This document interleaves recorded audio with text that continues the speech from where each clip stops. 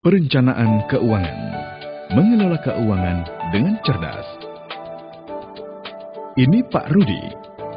Semasa muda, Pak Rudi bekerja keras dan memiliki penghasilan yang memuaskan. Sehingga kehidupan Pak Rudi cukup mapan, dapat tinggal di rumah yang mewah, menyekolahkan anak-anaknya hingga sarjana, bahkan bisa berwisata ke luar negeri bersama keluarga. Namun ketika memasuki masa pensiun, kehidupan Pak Rudi pun berubah. Semua kekayaan yang ia miliki berangsur-angsur lenyap. Rumahnya pun dijual untuk membayar biaya hidup sehari-hari. Mengapa hal itu bisa terjadi?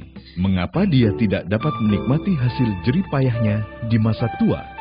Apa yang salah? Hal itu semua bisa terjadi pada kita jika kita tidak dapat mengelola keuangan dengan baik. Kita harus bisa menjalani gaya hidup yang sesuai dengan kemampuan kita dan menabung untuk masa depan.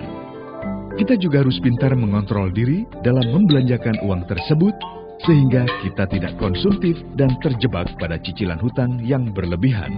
Dan kita pun dapat menikmati masa depan dengan bahagia dan sejahtera. Selalu ingat formula 40-60 dan lakukan langkah-langkah berikut. Tinggalkan kebiasaan buruk menabung dari sisa. Mulai sisihkan di awal terlebih dahulu dana masa depan sebesar 10% hingga 20%. Cadangkan untuk melindungi diri dari berbagai musibah dengan proteksi asuransi sampai dengan 10%. Pastikan dana pendidikan atau uang sekolah telah dipersiapkan hingga 15%.